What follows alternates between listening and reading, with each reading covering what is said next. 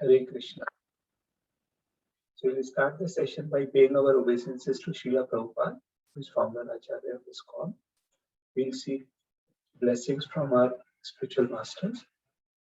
So we are on our journey in the fourth chapter of Bhagavad Gita, which is titled as Transcendental Knowledge. In this chapter, there are total of 42 verses. And for the sake of convenience, we have divided this chapter into 6 sections. And today we will be discussing the fourth section, which is verse 25 to 33. Attaining Jnana through Yajna. So how different kind of sacrifices helps us to attain knowledge and finally to attain love of Godhead, Shri Krishna. So before that, I like to summarize what we have done so far. I just want to check if anyone has any question or any doubts from the verses we have covered so far in chapter 4.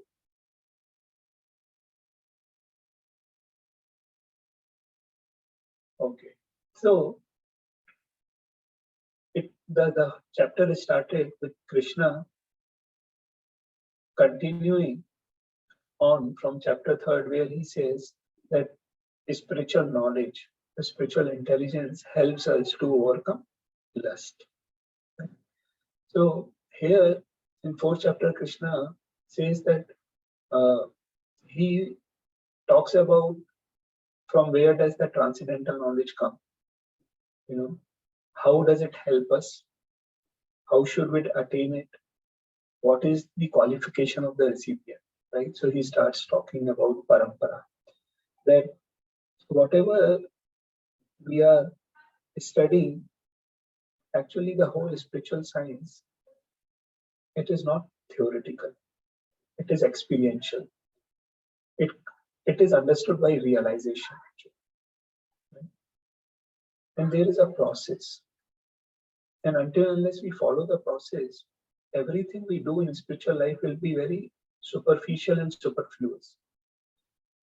It will be very shallow.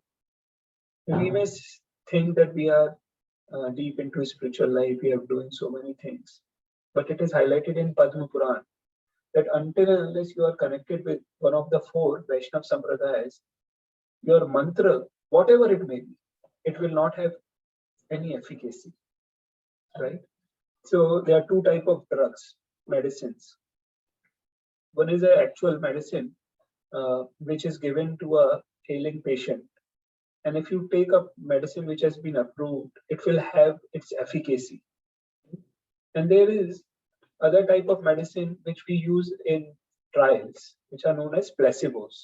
And if you take placebos, it may look actually and exactly the same as the approved medicine, but it will not have any efficacy because it would not have the active ingredient, active pharmaceutical ingredient.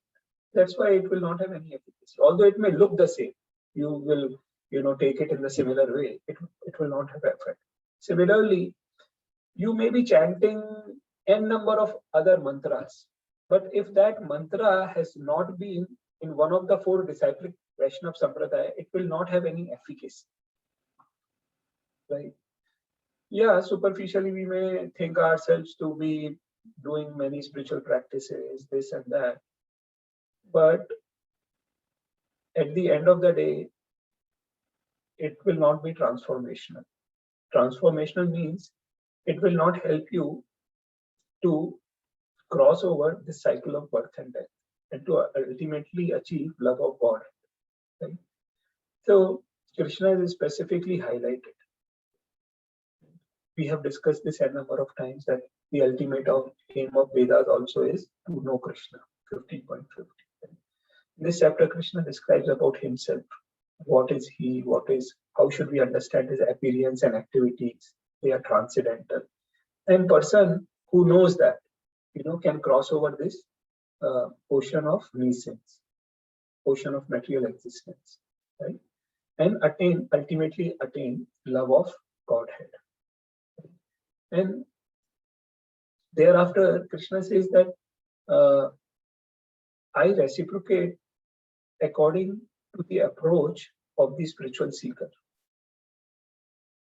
You know, if you are after wealth, after health, after fame, you know, beauty, prosperity, for Krishna to give these things is never a problem. And he has arranged different demigods, right?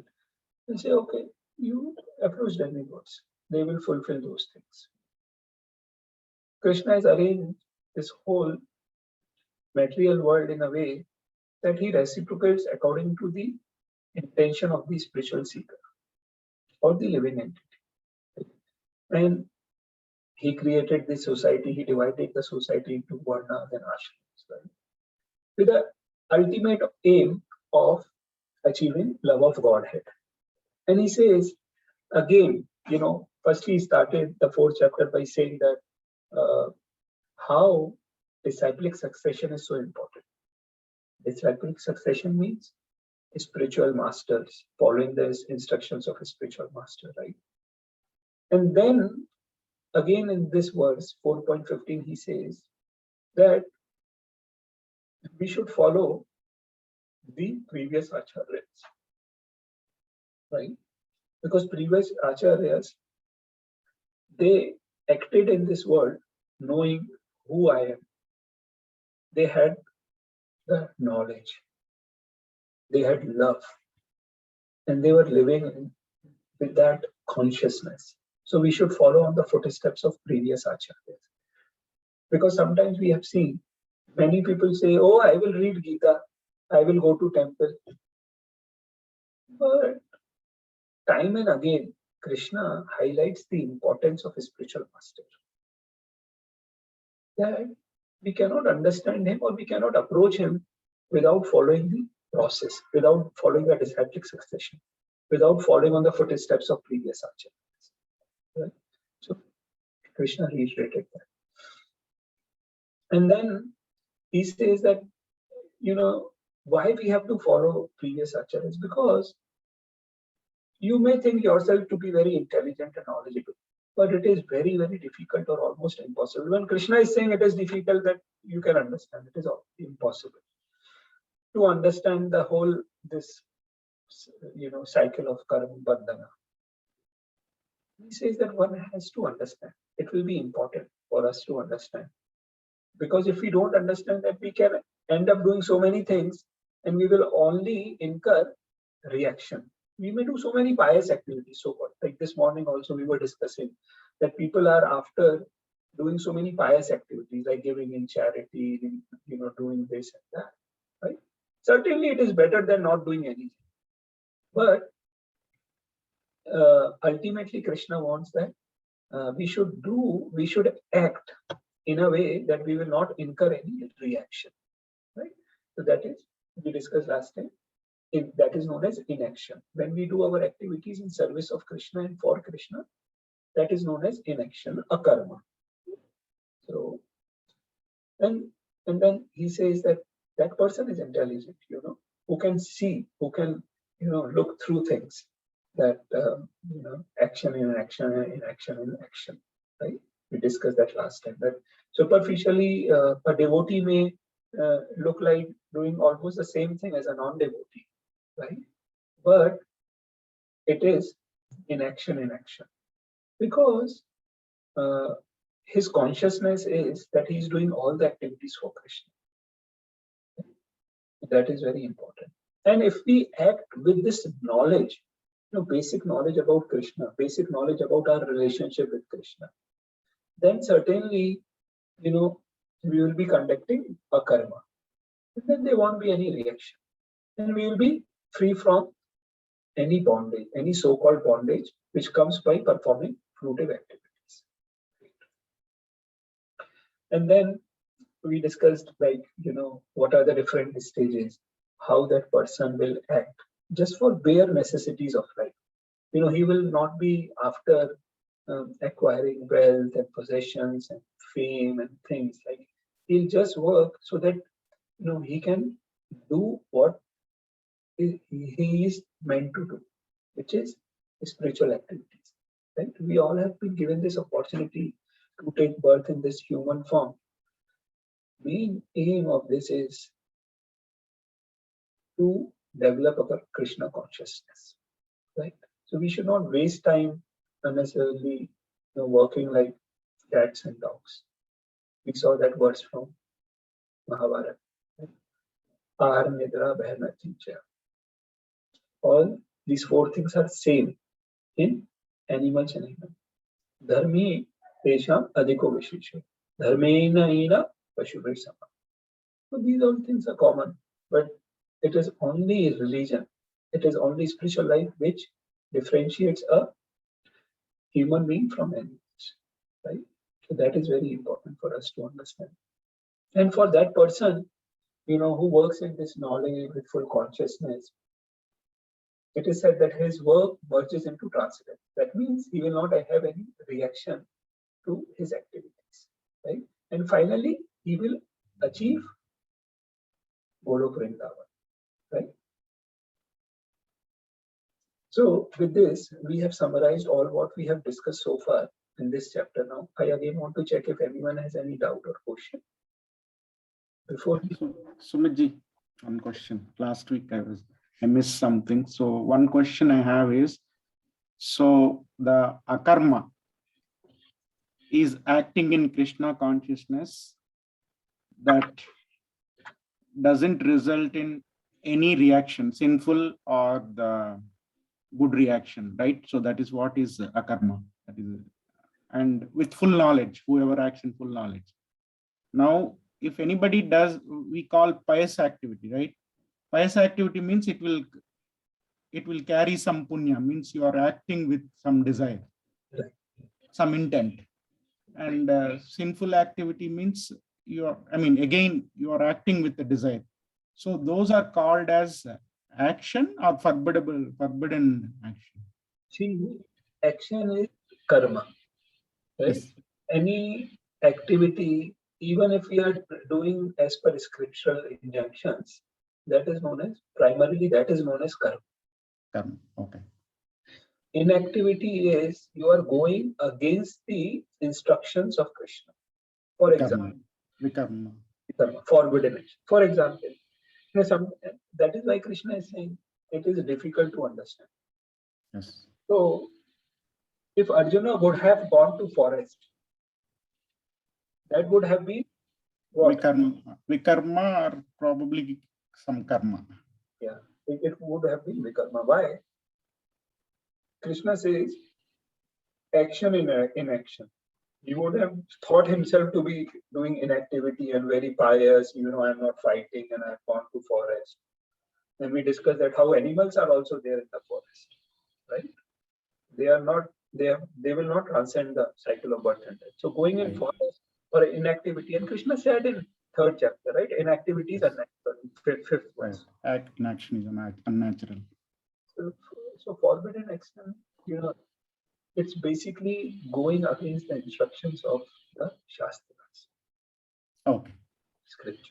That is so doing regulated in line with Shastras with desire can be called as an action. Yes. And doing the same thing against Shastras is called vikarma. Forbidden action. Okay.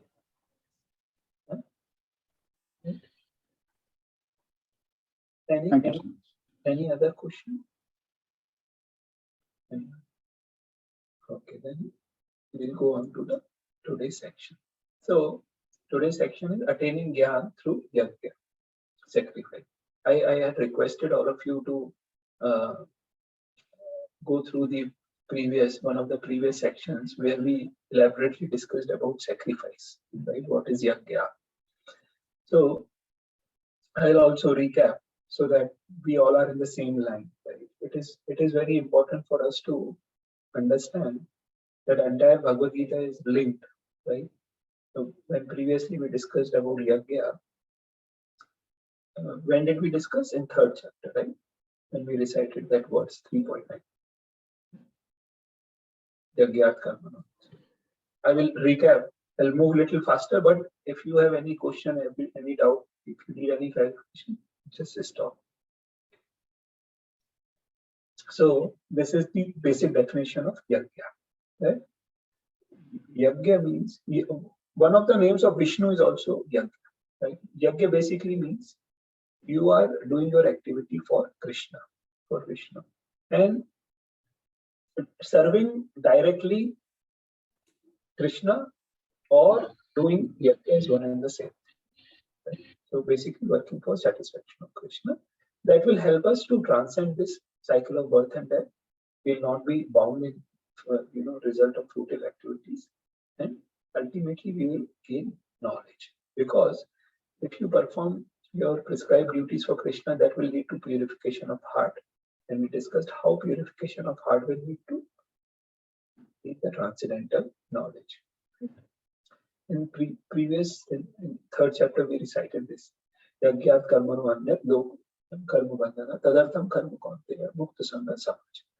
Work done as a sacrifice for Vishnu has to be performed. Otherwise, whatever you do will cause bondage. Whether it is good work, whether you are constructing hospitals, constructing roads, orphanages, old age homes, feeding poor, whatever you are doing, or anyone is killing someone, all these, positive or negative, it will cause bondage.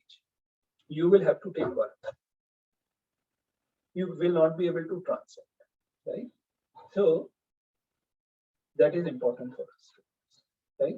Perform your prescribed duties for his satisfaction, right? And that thereby we will be free from bondage.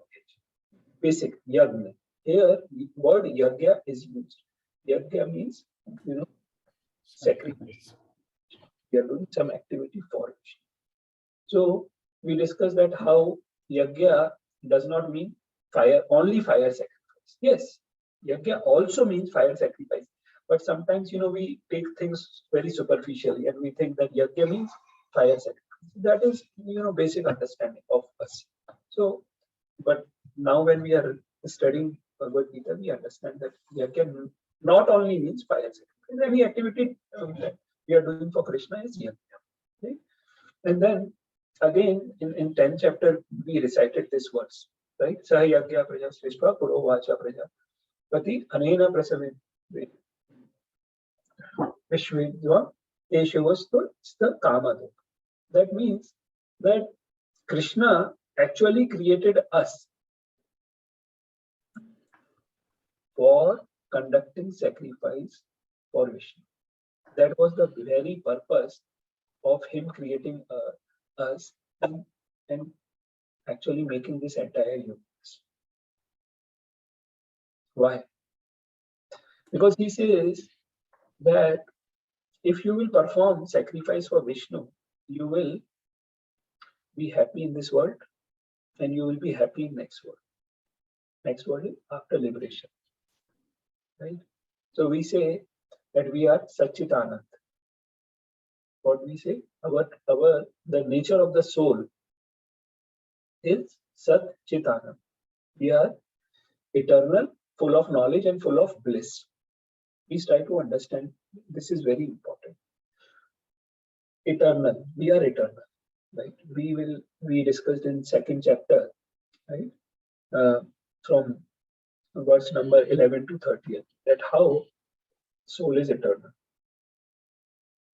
And now the section of sacrifice, Krishna will say that how you will attain to knowledge. And here he's saying how we will be happy by conducting the sacrifice. So what does this mean basically? This means that we will attain our eternal nature, which is Satchitanand Vigraha. And we will go to Vaikuntha, Golok, Vrindavan. We will be fully in bliss there. We will be in full knowledge there. That is what it means if we live for Krishna. If we do our activities for Krishna, if we live for his satisfaction, then we will achieve that platform. And that platform will not only be achieved after we leave the body, but even when we are living in the body, that platform will be achieved. that happiness, that bliss, that knowledge. It is not superficial knowledge which is being talked about here. It is not the superficial happiness which is talked about here. Like we discussed, feeding the fish out of water. Happiness by going to malls, movie theater, doing this and that. That is not happiness which is talked about in Bhagavad Gita. The knowledge which is talked about in Bhagavad Gita is not knowledge by studying chemistry, physics, and biology.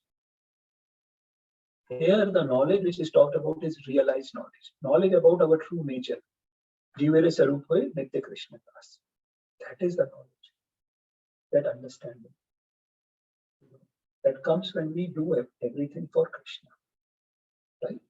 And we discussed also that what is the purpose of this creating the universe. The purpose is give an opportunity for conditioned soul to go back home, which is Goloka Vrindavan, right? And for that, what Krishna has given is instruction manual, right? What is that? Vedas. And he says, Vedesya sarve ahameva Veda. That the ultimate aim of Vedas is to understand me, to know, right? Result of yajna is happiness and liberation. Now, sometimes people, they don't understand that how is that possible, and it's an analogy we discussed was this, that if a person has a wound, he goes to the doctor says, take this medicine, right, and you will be fine. And he says, should I apply it on the wound? No, doctor says, no, you have to you have to eat it, you have to take it orally. Then the patient would ask that how by taking medicine, putting it in the mouth will help my heal the wound. Doctor say, you do what I am saying, and then you see the result. Similarly, Krishna says, you perform and you see the result, right? So if we conduct our spiritual activities, right, some of the activities we mentioned in as part of mind control chart, of which the most important is chanting the names of Lord Hari. Hare Krishna, Krishna Krishna, Hare Hare, Hare Ram, Ram Ram. Right? Reading scriptures, hearing to classes, Bhagavad Gita, Bhagavatam, right? Deity worship, Tulsi worship, eating only prasadam. These are some of the things which will help us heal our wound of material conditioning, right? So performing yajna will actually help us, right? And this is in Kali Yuga, it is Harinam Sankirtan. We have gone through this word so many times that in different yuga there were different processes, but in Kali Yuga it is Hari Kirtana. Right? Again, in Bhagavad Gita, Krishna reiterates this. What does he say? Of all the yajna, chanting of my name is most important. Yajnanam japu yajnas. Of all the sacrifice, what is the most important? Chanting of my holy name. Yajnanam japu yajnasmi. This is highlighted in 10.25. When we will do that chapter, that this will come. Just to highlight, the importance of chanting of holy names is consistently reiterated across the Vedic scriptures. Right? And then how we also went through the understanding that if Lord Vishnu is satisfied, Krishna is satisfied, then all the demigods will be happy and satisfied. You don't have to worship them exclusively. If you are worshipping Krishna, if you are trying to become a devotee of Krishna, then you don't have to go to worship any other demigods. Like if you are watering the root of the tree, then you don't have to individually water the leaves, right? And you cannot do that. If you want to nourish your fingers and toes and different parts of the body, you have to put the food in the stomach, and this stomach will divide the energy, distribute the energy, right? Similarly, if you are a devotee of Krishna, then everything will be taken care of. But if you don't do that, then you are as good as thief, right? If you don't do, then it will be a lose-lose situation. Okay? Demigods will not be happy, we will not be happy, and we will be considered as a thief. So from a tree, you are just taking the mangoes, if it is a mango tree, right? And then you will not water, then you will not get the mango, you will not get shade also, you will not get anything, right? Similarly, if we perform sacrifice for Vishnu, then we will be happy, demigods will be happy. We discussed this example of a house. If we are constructing a house, we are paying for everything, then the laborers and masons and the contractor cannot claim ownership on that house, right? Similarly, everything in this world belongs to Krishna, has been created by him, right? Is being maintained by him, right? So everything belongs to him, and we cannot claim ownership on it. And we always have to remember that everything belongs to him, even our body, our brain, everything belongs to him. So everything should be utilized for his service. If these are his creation, right, and he's saying that I've created everything so that you can perform yajna, so we have to understand that we have to use everything for his satisfaction, right? And if you don't do that, then it is, he says that it is as good as living life in vain, right? Then there won't be any happiness. It will be a miserable condition for everyone.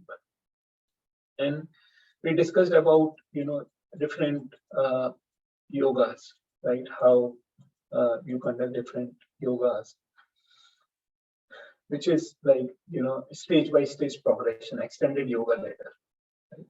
Ultimate aim is, and the perfection is, to be engaged in bhakti yoga. Yoginam api sarvesham madgati antaratma shraddhavan bhajitur yogam samyukta tamopata. Right? Of all the yogis, who is the greatest? Who is engaged in transcendental loving service of myself. Right? So that is basic understanding that there are different yogas. Similarly, in this section, right, from 25th to 33rd verse of 4th chapter, Krishna will talk about different sacrifices, different type of yajna. The way there are different type of yoga, with the ultimate aim of achieving love for Krishna, bhakti yoga. Similarly, Krishna is highlighting different kind of sacrifices for different kind of people, right? He accepts and acknowledges the fact, which is why he created varnas. That is why there are ashrams, right? That is why there are different yogas. Similarly, there are different type of sacrifices. So here it is in summary, this has been presented in this slide, right? In verse number 25, Krishna talks about sacrifice for demigods, or the impersonalist sacrifices his own self in Brahman, that he merges in Brahman. Then in 26, he talks about mind control by a brahmachari, that he offers the senses in fire of mind control. A brahmachari has to live life of full control over his senses, while grihastha will utilize the sense object in the fire of senses. That, what does that mean? We are all in grihastha ashram, right? So grihastha ashram is not a license to do anything and everything. Right? Grihastha is a ashram, and in ashram, what do we do? Who is the center? Krishna is the center. Yeah? Right? So in ashram, Krishna is the center. So when grihastha is the ashram, that also means that it is a spiritual ashram. It is a spiritual institution. Right? So how do we utilize our senses? The sense objects again have to be utilized in service of Krishna.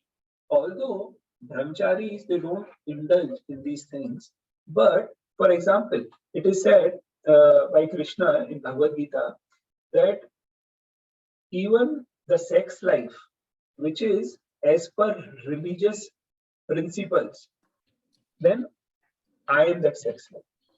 So if you live according to the principles of Krishna consciousness, right? So a grihastha also have to beget a child, then following the principles. So that is an example that how a grihastha utilizes sense object, the fire of senses. Right? It is not a license for doing anything and everything. Right? Then in 27th verse, Krishna talks about followers of Patanjali Yoga, right? So a system where the life here, they are being sacrificed in the fire of self-control, right? You have to control different type of life years, right? So again, we have to always remember that here, these different sacrifice of different kind of people, who have different kind of understanding, different level of their advancement in Krishna consciousness in spiritual life, right? Then Krishna in 28 talks about charity, Dravya. There are people who don't understand who will not have so much of knowledge, right? Who are not deep into spirituality, but then also they will want to do some good thing, So then they will sacrifice their material possessions, and definitely it is better than doing anything else. For example, if a rich man wants some fame by doing charitable activities or by organizing religious functions, it is better than people who are trying to acquire fame by doing odd illicit activities, like competing that how much we can drink, how much we can eat like animals, or doing all other activities, right? So much better than them is doing dravya, right? Sacrificing some material possessions and austerities, tapoyagya, right? There, there are people, who do different kinds of austerities, right? Even in devotional life, we do some kind of austerity. And Prabhupada defines that what is austerity for a devotee. Prabhupada says, voluntary inconvenience for pleasure of Krishna is austerity for a devotee. The voluntary inconvenience for pleasure of Krishna is austerity for a devotee. That is austerity for that. That is what we do. Example: getting up early. That is inconvenience for all of us, right? But why do we get up early?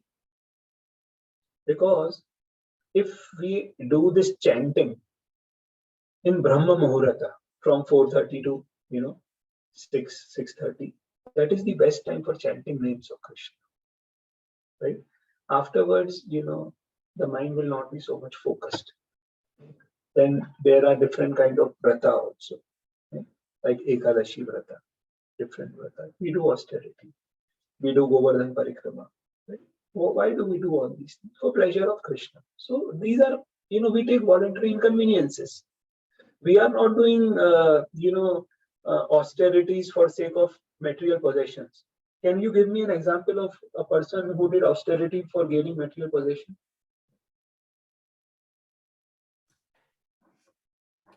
Dhruv Maharaj did it, but Dhruv Maharaj did very nice. And one example of another person just for material possession, Demon, father of Hiranyakasipu. Prahlad Maharaj. Because that is also austerity, right? That is in tamasic, right? That is not in mode of goodness. What Dhruv Maharaj did was in mode of goodness. This is in tamasic. So people do all even so. What do we understand by different these sacrifices? That these sacrifices are also not all in a spiritual platform. In some of these sacrifices, or many of these sacrifices, are also in Karam Kanda. Desire for sense gratification. Desire for sense gratification. Karam Kanda. That So, and then the next is yoga yagya. Eightfold yoga, right? Ashtanga yoga. We discussed about that. Now, what do we see today as Ashtanga yoga is not what Ashtanga yoga is actually. Many people, not people, even so-called spiritual cheaters, they say, oh, you focus on light, you focus on this. The Ashtanga yoga, you have to focus on what? Paramatma. Ashtanga yoga principle is not focus on light. Even if someone is following principles of Ashtanga yoga, and then they will directly jump to what? Asana and pranayama. They will not start from the basic thing, right? which is what? Yam niyam. Yam niyam. But then yam niyam is nothing. Do's and don'ts are, and then it's all cheating religion. Eight of them, all cheating. That is why Bhagavatam, it starts. You know, the first verses of Bhagavatam says that this scripture, keeping aside all the Keta Dharma, all the false religions, this will only talk about, main beauty of a human being. So when studying scriptures, Swadhyaya Yajna. We are also doing Swadhyaya Yajna, studying scripture. But sometimes there are people who will study different kind of scripture, and they will achieve everything, but not Vedeshta Sarve Ahameva. That they will not achieve. They'll achieve everything else. This, you have to do this, that, all those rituals. Then finally in 29, Krishna talks of pranayama, controlling the breathing process, right? And the air circulating within the body. So these are different kind of sacrifice Krishna talks about. And there are, if you have gone through the purport, Prabhupada highlights that, that most of them, they fall into Karma Kanda section. And the main is what? The main sacrifice is Chanting, Sankirtana Yajna, Sankirtan, or transcendental loving service to Lord. Yeah. Right? And we saw, Krishna will conclude this in the last verse, what we say. Yogi nama pi sarvesham adgate antaratmanam shraddhavan bhajate yomam. So shraddhavan bhajate, someone who is involved in transcendental, may yuktamomata. That is the highest. Similarly, then thereafter, after 29, 30th, now all these sacrifices, somehow we are trying to control our senses. Right? Whatever we are doing, something, even our enjoying propensity, even if we are doing Draga Yajna, sacrificing some material possession, there is some control. And then if you do Tapo Yajna or Yoga Yajna or Swadhyaya Yajna or other Yajna, it involves sense control. The basic aim is to control the senses. And that is what Krishna highlighted even towards the end of 3rd chapter, when he talks about how do we control this lust. Lust has acquired 3 strategic positions. What are those? Indriyani Manobuddhi, senses, intellect, and mind. Mind. And then Krishna highlighted there that the easiest is to control the senses. That is easiest. To control directly the mind and intelligence may not be so easy. Right? So the basic aim of all these sacrifices is to control the senses. And if we control the senses, then the sinful reactions will be destroyed. We will not be engaged in indulging sinful activities. Right? And then in 31st, Krishna says, without all these sacrifices, one can never live happily in this life or the next. And similar kind of words was there in 3rd chapter. Devan. That if you are Evam Pravartitam, that 3.16. If 1415 Krishna talked about the cycle. Yeah. And then He says, Evam Pravartitam Chakram Nanuvartayati Yaha Aghairindriyaramo Mogam Parda Sajivasa. So you will be living in vain. You are wasting your life. You are living in vain, and you are I think you are leading sinful life if you don't follow this sacrifice cycle. Indriyarama. Satisfaction of senses. You are wasting. Here also Krishna is saying the same. That if you don't indulge in sacrifice, then you are wasting your life. Krate yadhyayato Vishnu Tretayam Yajito Makhe Dvapare Paricharyayam Kalo Tadhari Kirtanat. So, and then again, as we discussed, Yajnana Chapa Yagyasmi. that of all the sacrifices, chanting the holy names is the most important.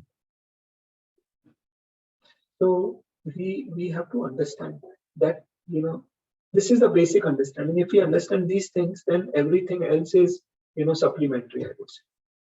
Basic thing, that is the basic knowledge. That Jivere Sarupa Nitya Krishna Das, and the most important sacrifice is the chanting. If these two things are clear, then rest of the things are just supplemental knowledge. It will help us to further improve the quality of chanting. And then Krishna says, why did he talk about so many sacrifices? Why? Because there are so many different kind of personalities. In corporate life also, who is a smart manager? He can manage different kind of people. He will allocate work accordingly, manage the different personality. Krishna also has given opportunity, because ultimate aim, what is the ultimate aim? Ultimately, Krishna wants that everyone should advance. Liberated, finally. Yeah? So, gradual advancement, like the staircase.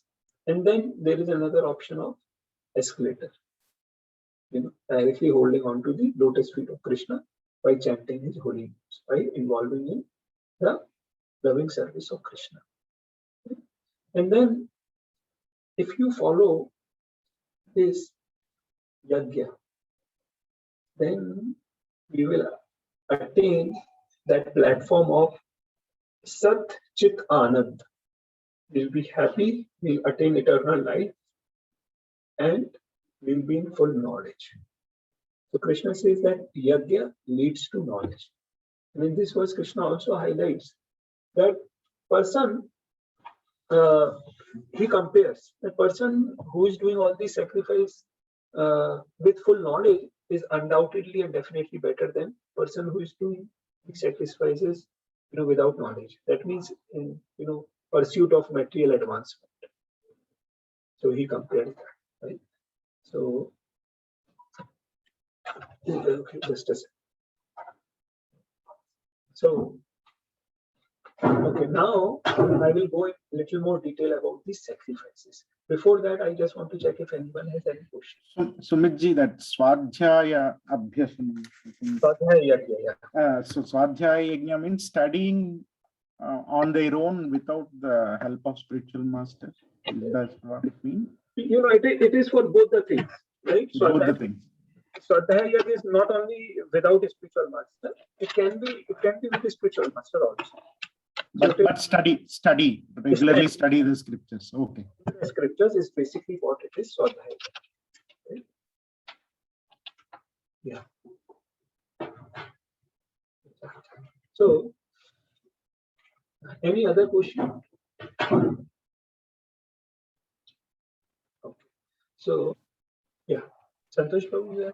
Yeah, Hare Krishna Prabhu. Prabhu, one question regarding the Ashtanga Yoga. So generally we do some Nilam Bilam Pranayam for our fitness, so that we can do service. That should not be against of the Krishna conscious, right?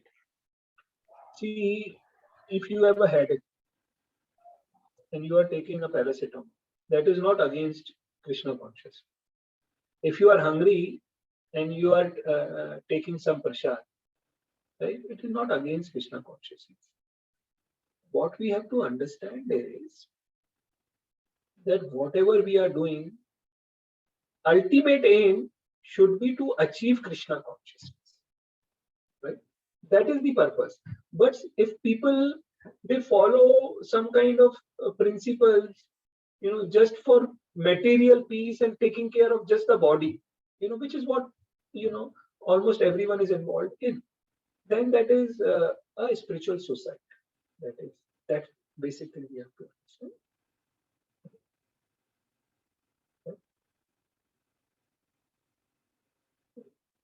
Does that answer your question, Santosh?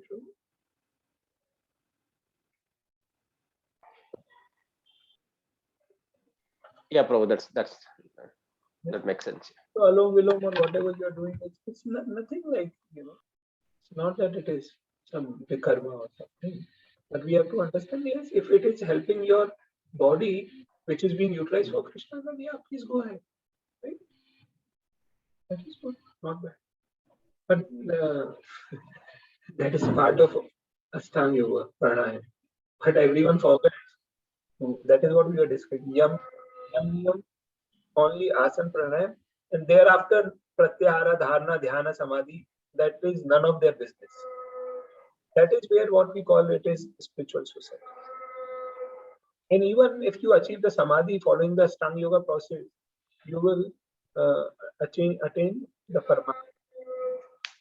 Right? Not not ultimately the love of Krishna, love of Golokita. So that is not such a big thing. What we are talking here about just not understanding the spiritual nature of these things. Ji, just follow up on Santosh Prabhu's question. So if you see that asanas are probably for the senses and pranayama is for mind, but there is nothing that is impacting the self, right? There is no impact to the self. That's why you said it is only it is not. See, if someone takes the complete path of Ashtanga Yoga, he can still say that it is in Krishna's consciousness, right? Yeah. Yeah. Basic thing. Basic. Someone is saying something. No, So actually, you help. I just had one question. I'll tell later. Okay. So the basic thing is, see, I was talking to one of my ex-line managers, and she was saying, so that nowadays I'm doing yoga. What does that mean? That means some bodily postures. Right? That is what they understand about yoga. For them, yoga is not yam niyam. Yoga, Ashtanga Yoga starts with yam niyam. It doesn't start with asana pranayama. First, it starts with yam and do's and don'ts, of which 4 regulative principles are the posture. So when these people, they are talking about, oh, I am doing yoga and this and that, we have to understand. And then for them, everything ends up there. Because their aim is not about self-realization or God realization. Their aim is keeping a healthy body. Yeah. Shambhuji, does that answer? Yes, clear. Dipesh, what was? So yeah, so actually this is also a big continuation only. So we learned different types of sacrifices, right? And we also understood the sacrifice is performing your prescribed duties in the name of dedicating it to Lord Krishna, on the path to Krishna consciousness. Romaji, but see, we also see some people who may be doing yoga, meditation, abstaining from all the unhealthy foods, but not for a spiritual journey, but for the improvement of the health or maintaining their mental peace or happiness. So does that mean unknowingly they are or on the right path? Are they on the right path, or do we consider those sacrifices as sacrifices? See, yes and no, right? Depending on what he or she is doing. For example, we talked about one concept in last session, that a person is using the gun, right? Important is, why is he using the gun? The consciousness is important. Why someone is doing something, first thing, right? So when he's controlling something, not eating non-vegetarian things, we talked about, right? Eating vegetarian, vegan food and all that stuff is good. But that is also path, right? It is definitely and undoubtedly better than killing an animal. So killing, for the sake of comparing, killing a plant definitely is better than killing an animal. Why? Because the consciousness level of a plant is less than the consciousness of an animal, which is why if you compare the two, yes, vegetarian food is better than killing the animal. First thing. From health perspective also, it is better. Third thing, for control of mind senses also, it is better. Right? Because when you eat non-vegetarian food, or drink alcohol, drink coffee and tea, all these they are all stimulants type of, they don't align with your body mechanism of action, right? So definitely you feel better, and you can feel some kind of happiness or peace and all that stuff. But that is again at a very, very superficial level. You are not doing very ugra vikarma, but you are again doing a kind of vikarma, which or maybe some if spirituality is not there, if the consciousness is not there, then there is no spirituality, right? Okay.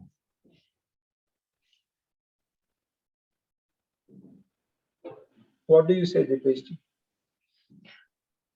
Yes, I mean, so the people, I mean, I have a few friends whom I know who are not on the spiritual path, but who are on this path where where getting up early morning, perhaps a bit of meditation, controlling the food that they intake, but not on the spiritual path. So I was just thinking whether unknowingly they're on the right path. Maybe somebody has not told them, but are they happy? They might be happy. They are happy. Yeah. That's Like what. you go to a movie, for example, if you go to a Sholay movie, you will be happy. Okay, yeah, happiness is correct, different. So, and if they are doing some, when you are talking about meditation, now when I talked about my line manager doing yoga and other person doing meditation, so it depends what meditation. So what we do is also a mantra meditation, right? We are trying to focus our mind on Krishna, right? That is meditation. So yes, if they are doing some meditation, definitely it will help them, undoubtedly. And sometimes what I've noticed is people who are pious, these kind of people you are describing, they can take to Krishna consciousness faster. But does not mean that people, who are doing all illicit activities, they will not take Krishna consciousness. They sometimes also take very fast. So Krishna consciousness is independent of your past, in that sense, But yes, it may help you. Like even if I talk about myself, like because my grandfather was a staunch follower of RS. So my father and we were not following any kind of stuff, but we were pious in a sense. We would never take non-veg, right? And I have never had any drink or those type of things. So for me, taking to Krishna consciousness was not a big challenge, right? It was just about stopping some of the things. But that also, when we talked about param drishtva nivartate, if you focus on positive, all these things, whether you are drinking a tea or a alcohol or these things, I tell you, will be just nothing when you take on to spiritual activities. So yeah. Yes, Soji. Yes, I understood. Yes. Yeah. Shanmugji can share his example. He's also finding a lot of his strength. Other devotees, I talk with them, they say, yes, we are finding a lot of strength and they are practicing spiritual.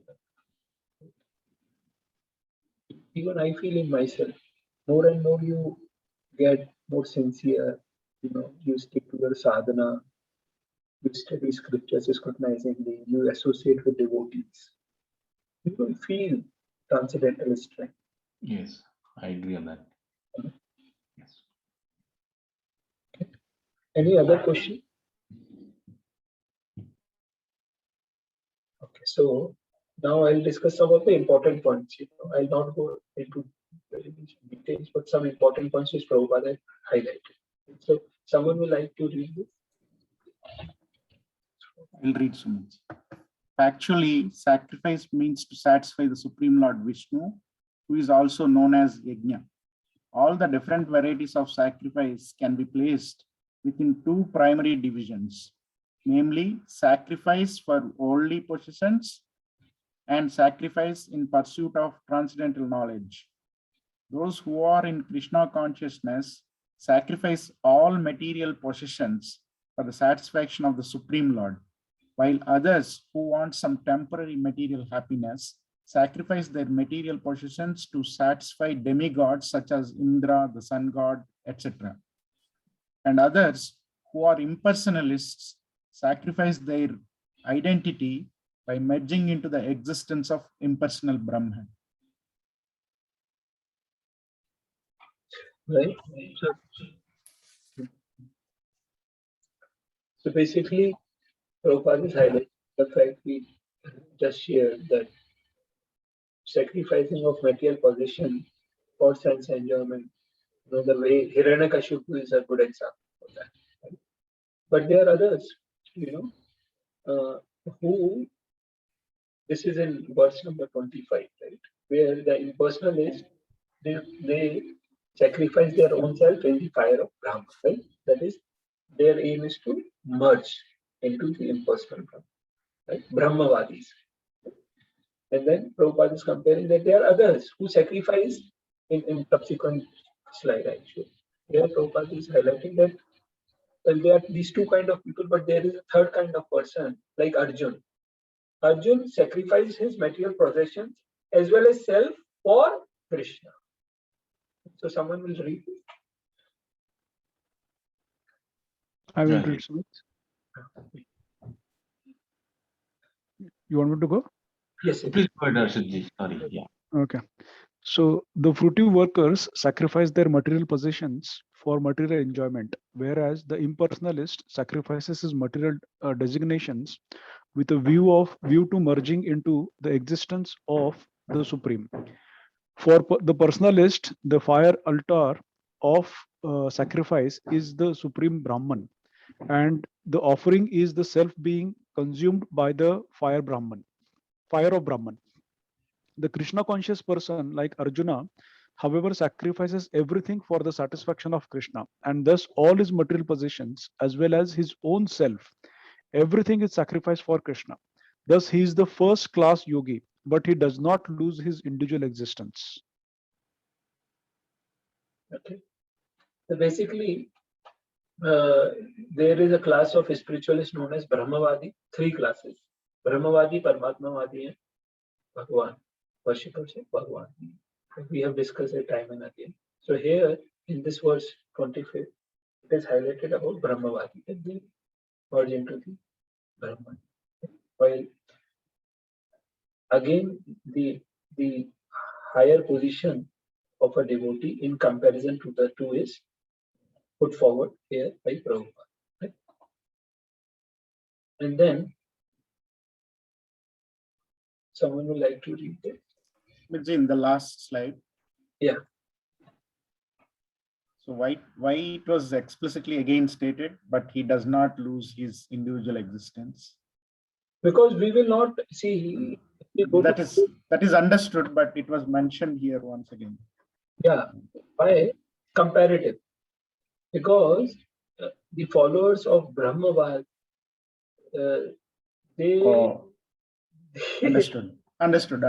Yeah. So they will think that the existence identity is lost after merging into Brahman. Okay. And if identity is lost, then where is the happiness? Yeah. Where is the knowledge? Right? That's the reason. Okay. So here the identity will remain. So Golok Vrindavan, you will have an eternal relationship. Yes. In full knowledge, full bliss. I think that's why it is explicitly mentioned, looks like. And I think it's also written like possessions as well as his own self. Yes. Both the things. Because so they are trying to emphasize here probably. But even then, if only Brahmavadis thinks that after merging into Brahman, they will lose the identity. But I think as per Chaitanya Mahaprabhu philosophy, it is not like that. We are eternal part and parcels of Krishna all the time. If you read 15.7, according to Bhagavad Gita also, we are eternal part and parcel of Krishna. Bhavevansho Jiva Lok, Jiva Bhutas. Yeah. So, yeah, we are never going to, and also in 2.12. This one, Natve Vaham Jatu Nasti. Yeah. So we will never lose our identity. So Chaitanya Mahaprabhu is highlighting those salient points because he is Krishna, he knows what is what. Right? So according to Bhagavad Gita, also we never lose our spirituality. But there are some commentators who will highlight some of the specific. So it appears like whenever the context of Brahman or Brahmavadi comes, Prabhupada ji is explicitly highlighting that we will not be losing our identity, eternal identity. Yes. Because the Vaishnava Acharyas, they highlight that it is a kind of a spiritual suicide again. When we are going to renounce everything, we'll control our senses, doing everything. But they are afraid of this identity. You know why? Because of that misconception, their identity, Krishna's body, same as ours. Yes. They think that body is always associated with pain. So that is why they don't want anything related to body. They say, no, nothing. Anything related with body will come along with pain. So I don't want body, I don't want individuality, no, nothing good. So if you clearly see that verse, 4. I think so it was 4.10, if I'm not wrong, where Vitaraga Bhaya. Vitaraga, right? We discussed that. Fear, anger, and Fear, anger, and attachment. Attachment, yeah. Attachment. So that is again highlighting this thing that don't be fearful that body is related with pain. You engage in my loving service, right? That is important. Krishna is highlighting that. But then also he accepts, Krishna, he is giving options for everyone. But he doesn't shy away from highlighting what is the top. That is a belief. Okay. So someone would like to read this? Yeah, I'll read. All these yogis are faithfully engaged in different types of sacrifice and are seeking a higher status of life. Krishna consciousness, however, is different from these because it is the direct service of the Supreme Lord. Krishna consciousness cannot be attained by any one of the above mentioned types of sacrifice, but can be attained only by mercy of the Lord and his bona fide devotees. Therefore, Krishna consciousness is transcendental. Yeah. Why they are engaged in different kind of sacrifices, whoever it is. They want a better status of life. Whether a person is engaged in Dravya also. Why is he doing? Because he wants to go to heaven. He will think if I do some pious activity, I'll get something better. Right? So definitely, but Prabhupada says that we cannot attain the ultimate goal, which is Krishna Prema. We will not achieve. And then Prabhupada highlights a verse in the purport. Mami charena bhakti yogena sevate sagunan samatiteta brahma bhuvera kalpate. One who engages in devotional service, unfailing in all circumstances,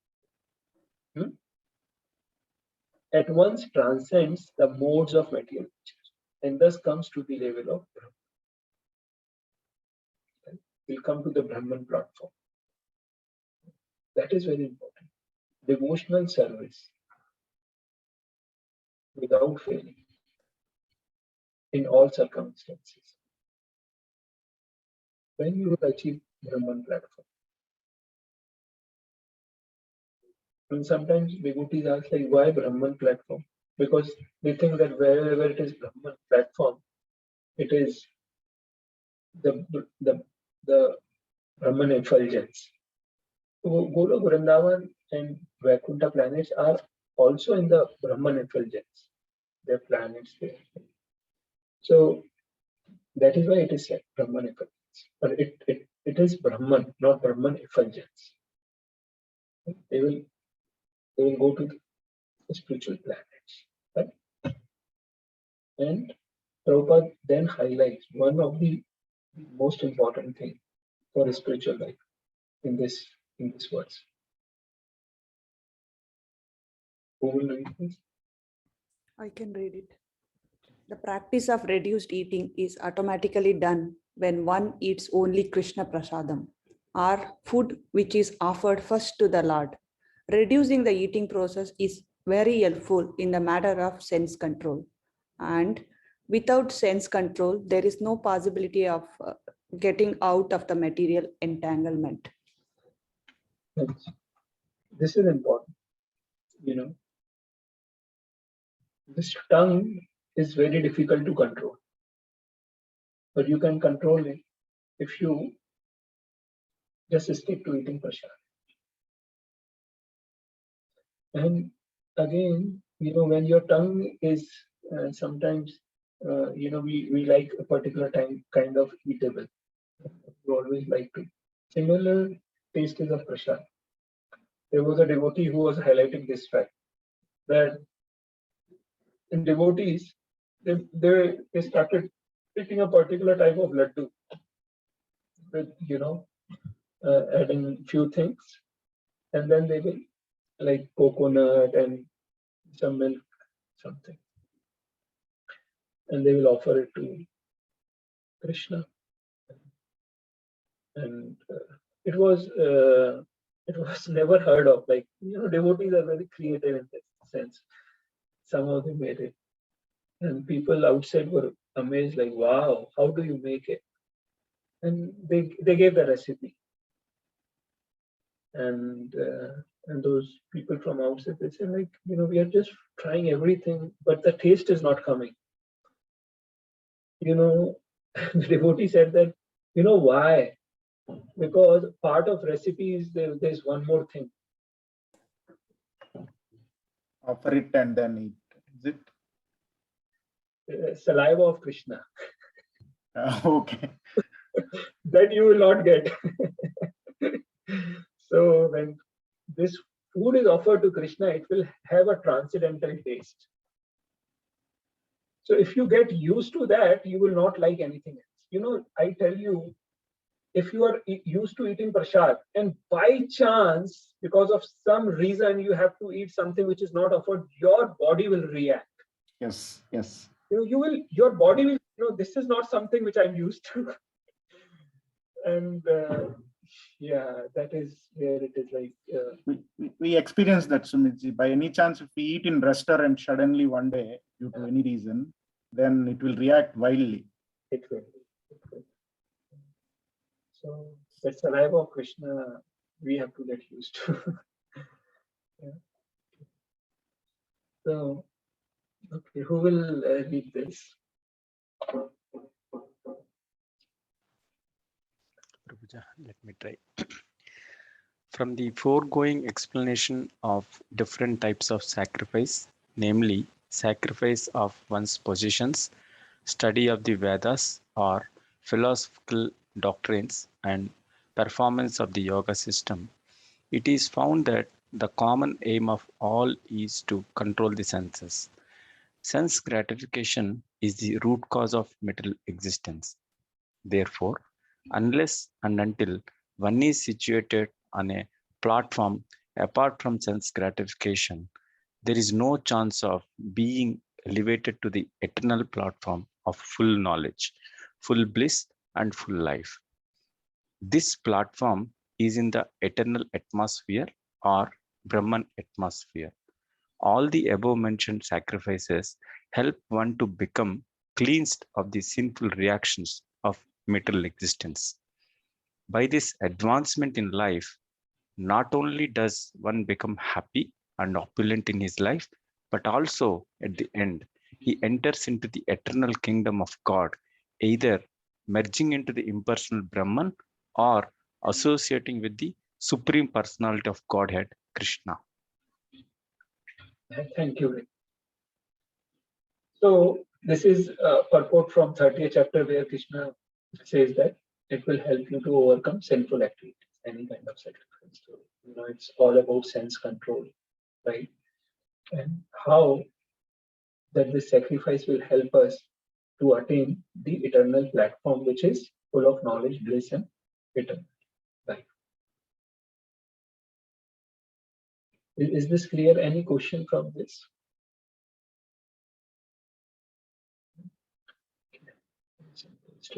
Sumitji, it's from top to bottom, right? First acceptance of the spiritual master. Is that not true? Yeah. It's in the sequence. Yeah. It should start from acceptance of the spiritual master, correct? Yes. So in our spiritual life starts with Diksha, which is accepting a spiritual master, which is in English known as initiation. Your spiritual life is initiating and starting. So before that, whatever we are doing, it is in preparation to get initiation from from a Vaishnava Guru, right? So that is very important. Whatever we are doing is in preparation for, we are preparing for that, for regulative principles, chanting 16 rounds, reading scriptures. That is a preparation of getting initiation. And once the initiation is there, then gradually it is a transformation, right? And within ISKCON, first it is Harinam Diksha, that you get, you will get a mala, chanting beads. Now the special thing about those chanting beads is, for example, these chanting beads, what we have, you are seeing, right? These are my on these chanting beads. First, my spiritual master has chanted. And then he gives this to us during initiation. That is known as Harinam Diksha, right? And after one is more, stable in his spiritual life, following everything, then it is Brahman Diksha. That is known as Brahman Diksha. Gradually, every day we have to advance in our spiritual life. Wherever, whatever state we are. But yeah, initiation is the prerequisite. Krishna is saying, Evam Parampara. How many times he reiterates the importance of following the acharyas. So, Sumit, sorry, going back to the last slide, I just have one small question for the last two lines. So maybe the last line. So it mentions like he enters into the eternal kingdom of God. So that's either merging into the impersonal Brahman or associating with the Supreme Personality of Godhead. So I need to have some clarification here. Why it's mentioned either merging into the impersonal Brahman here? Shouldn't it be just the associating with the personality of Godhead? no, because that is a class which is accepted by Vedas. Three kind of spiritualists: Brahmavadi, Paramatmavadi, and Bhagwan. Right? So merging into the effulgence of Krishna is also one of the acceptable part of liberation. But the thing is that part, it is like, for example, Harshad wanted to become a doctor.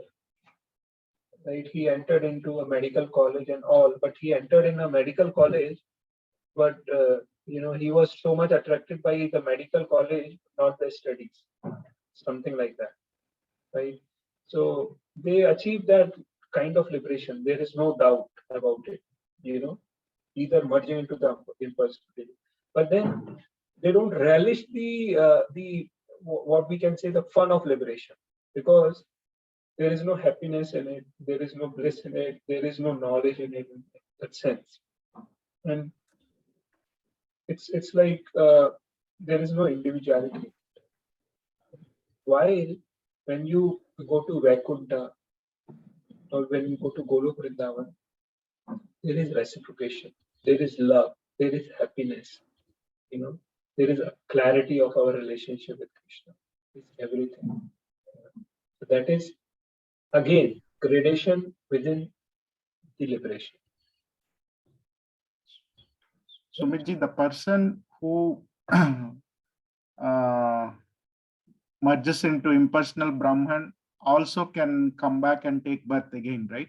If he doesn't attain the Yeah, that is very important point. That is very important point. That does happen. Because if you see example of 4 Kumaras, yes, they were Brahmavadis.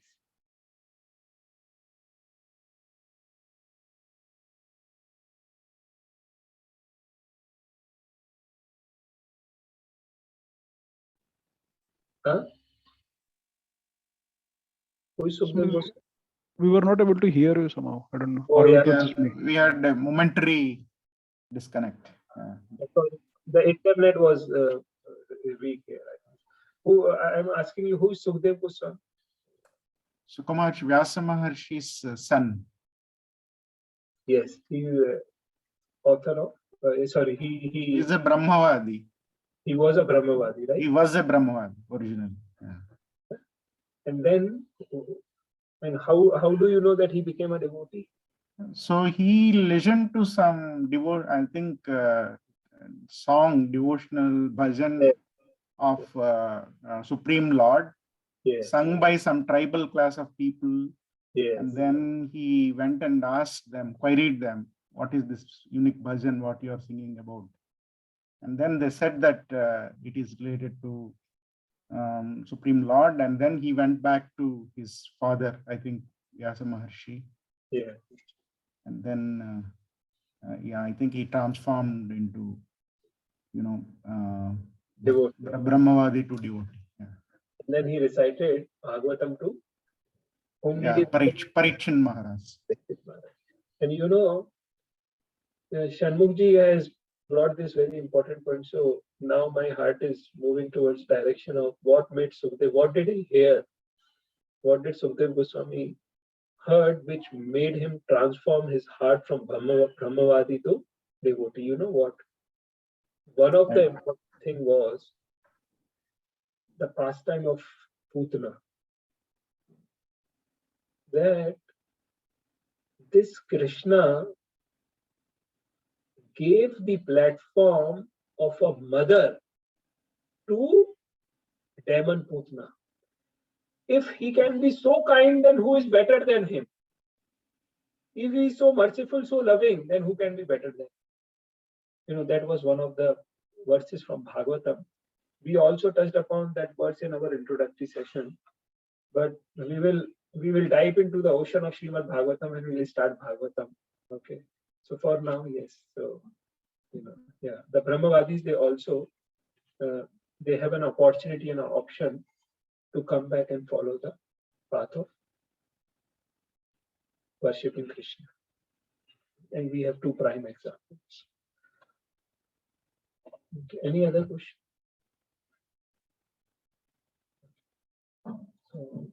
Good question, Harsha.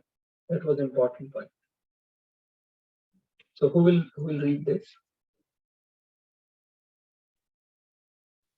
Okay, I'll read this.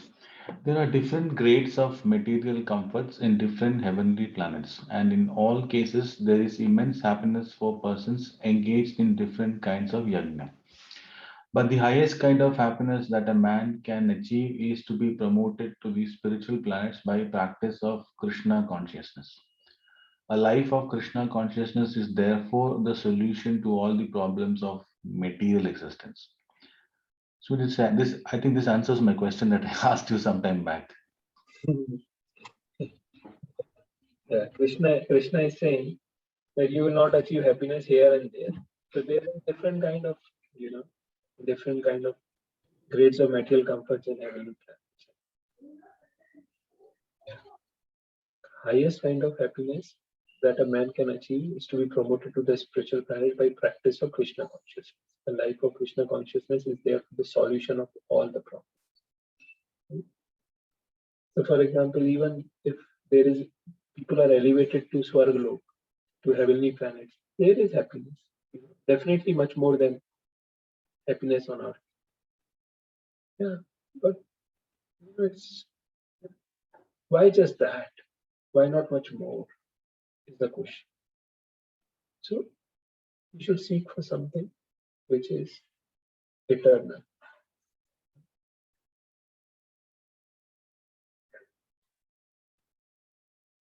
Who will read this? I'll read. Different types of sacrifice, as discussed above, are mentioned in the Vedas to suit the different types of worker. Because men are so deeply absorbed in the bodily concept, these sacrifices are so arranged that one can work either with the body, with the mind, or with the intelligence. But all of them are recommended for ultimately bringing about liberation from the body.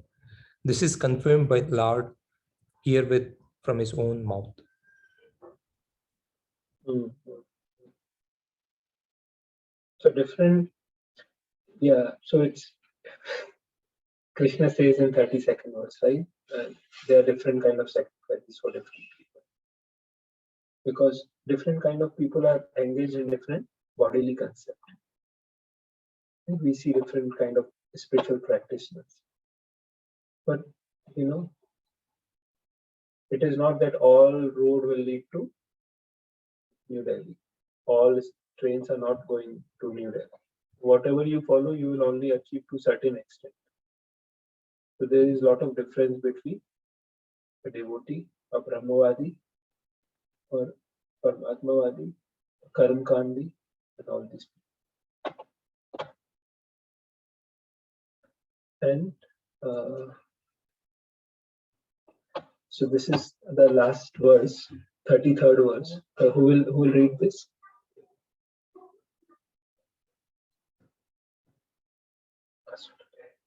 Okay, let me. O chastiser of enemy, the sacrifice performed in knowledge is better than the mere sacrifice of material goods, right? So just doing anything without any knowledge, you know, yeah, it's good, right? The pages we talked about. But sacrifice performed in full knowledge, you know, knowing our constitutional position, knowing our relationship with Krishna, knowing what Krishna is, that's totally at a different level, right? At the topmost. After all, O son of Pratha, all sacrifices of work would do, right? Okay, so good. Come towards the end today. I want to check if anyone have any question.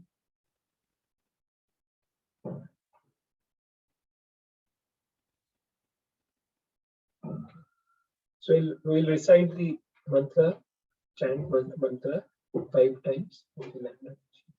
Jai Shri Krishna Chaitanya Prabhu Nityananda Shri Advaita Gadadhar Shivasadi Gaura Bhakta Vrinda Hare Krishna Krishna Krishna Hare Hare Hare Rama Rama Rama Hare Hare Hare Krishna Krishna Krishna Hare Hare Hare Rama Rama Rama Hare Hare Hare Krishna Krishna Krishna Hare Hare Hare Rama Rama Rama Hare Hare Hare Krishna Krishna Krishna Hare Hare Hare Rama Rama Rama Hare Hare Hare Krishna Krishna Krishna Hare Hare Hare Rama Rama Rama Hare Hare Hare Krishna. Thanks all of you for attending. Hare Krishna. Thank you. Hare Thank you.